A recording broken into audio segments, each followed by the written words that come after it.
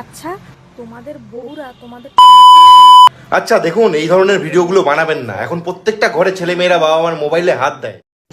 तो रुको जरा सबर करो।